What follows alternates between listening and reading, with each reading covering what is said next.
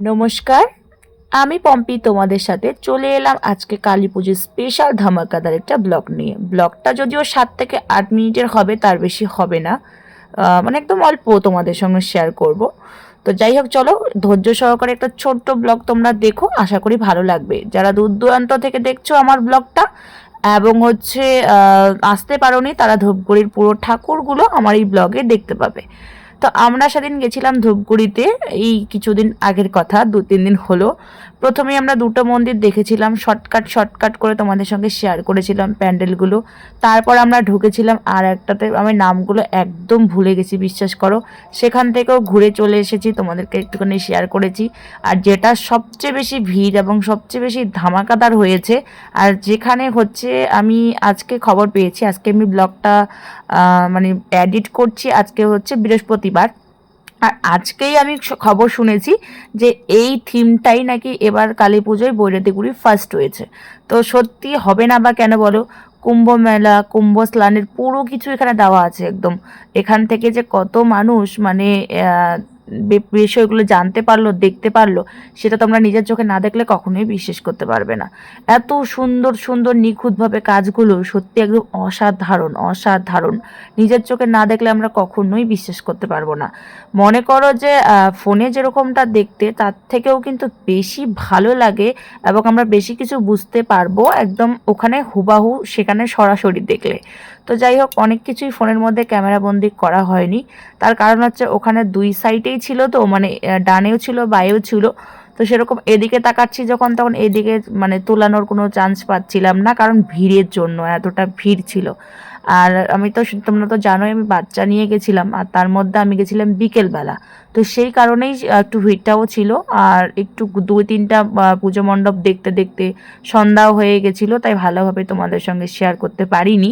কিন্তু আমি চেষ্টা করেছি প্রত্যেকটা নিখুঁতভাবে তোমাদেরকে দেখানোর।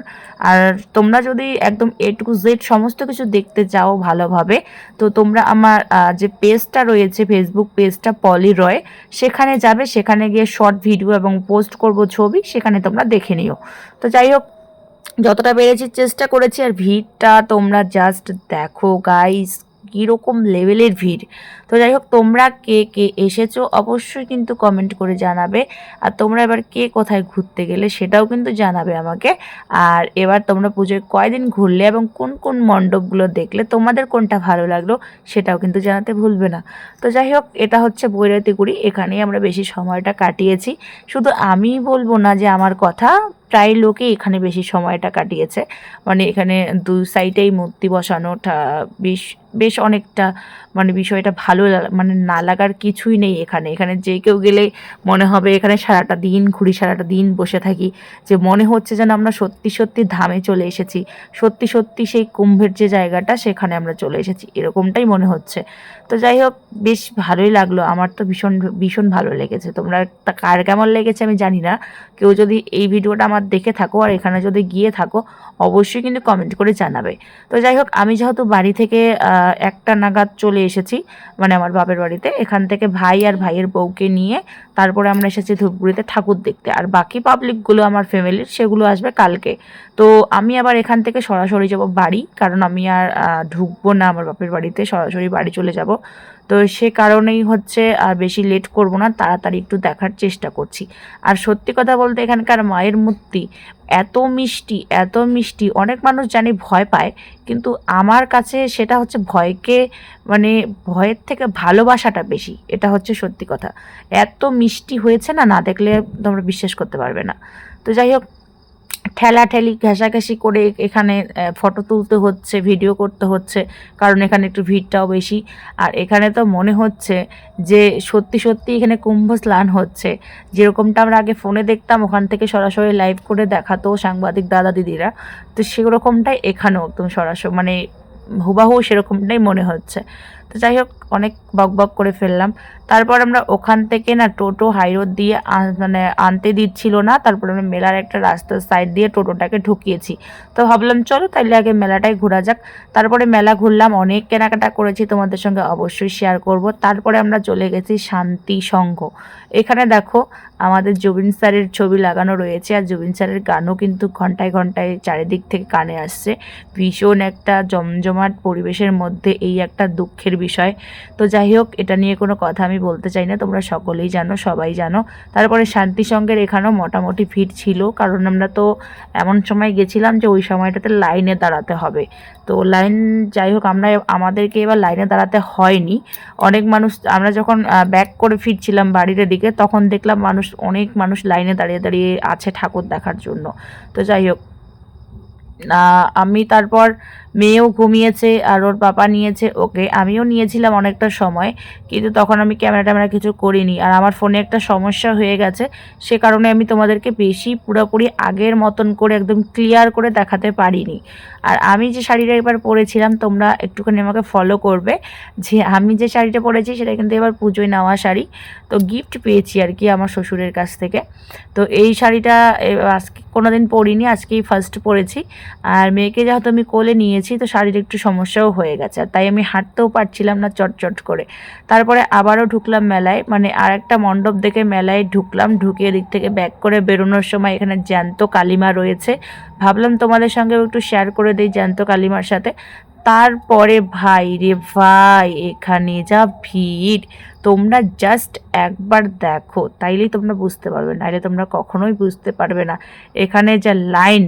তারপরে এখানকার ঘেঁষাঘেঁষি লাইনের মধ্যে দিয়ে ঢুকে এখানে হচ্ছে পেহেলগাঁও, না না না না না না, এখানে হচ্ছে প্লেন দুর্ঘটনাটা যে হয়েছে সেটা এখানে দিয়েছে।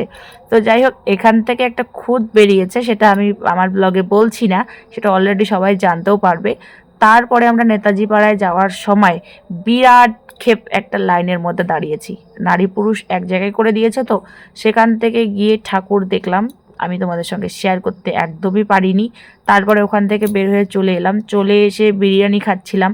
তো বিরিয়ানি খাচ্ছিলাম, আর আমার ভাইয়ের বউ, সে চিকেন মটন কিচ্ছু খায় না, কোনো মাছ মাংস কিচ্ছু খায় না। তো ওর জন্য উপর থেকে শুধু আলু, ডিম আর শুকনার বিরিয়ানিটা দিয়েছে, সেটাইও খাচ্ছে, যেহেতু আমাদের বাড়ির পাশের একটা দাদার দোকান এখানে।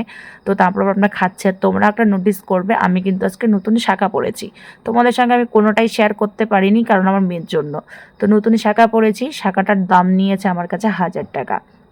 অবশ্যই আমি তোমাদের সঙ্গে সেটাও শেয়ার করব।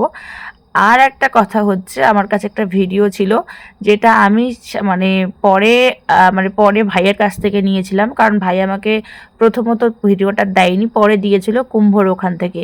ভীষণ সুন্দরভাবে ও ভিডিওটা কিন্তু করেছে। তো ভাবলাম চলো তোমাদের সঙ্গে এই ভিডিওটা একবার শেয়ার করে দেই, যা সত্য তাই গাইস, এখানে মিথ্যে কিছু বলার কিন্তু কোনো কিছু নেই। তো যাই হোক, তারপর তোমাদের সঙ্গে শেয়ার করলাম। শেয়ার করার পরে দেখো, আমার কিছু ক্লিপ ছিল, এডিট করার পরে দেখলাম যে সামনে দিতে হতো, বা সামনে তোমাদের শেয়ার করলে বেশি ভালো হতো, কিন্তু ক্লিপগুলো আমি দিয়েছিলাম পরে। তো যাই হোক, এটা একটা ভুল হয়ে গেছে, দেখতে একটু অসুবিধা হতে পারে তোমাদের। তো এখানে দেখো, বৈরতিগুড়িতেও কিন্তু জুবিন স্যারের ছবি দেওয়া ছিল, এখানে কিন্তু অঞ্জলি শ্রদ্ধা জানিয়েছিল। তো যাই হোক, এখানেও আমার ভাইয়ের বউ গেল, গিয়ে মন্দিরে কিছু দান করে প্রণাম করে আসলো। আমি একটা ছোট্ট ক্লিপ নিয়েছি। আর এটা হচ্ছে এসটিএস ক্লাবের ভিড়টা আর এক লেভেলের, সত্যি কথা যেটা। তো এখানে দেখো, প্রত্যেকবার কিন্তু এটা অনেক সুন্দর হয়, আর এবারও সুন্দরই হয়েছে। কিন্তু এটাকে কি বলে, মানে কি মন্দির বলে ঠিক আমার মনে নেই, তোমরা যদি কেউ জানো অবশ্যই কমেন্ট করে জানাবে। তারপরে আর একটু ঘোরাঘুরি করে চলে গেলাম বাড়ি। টাটা।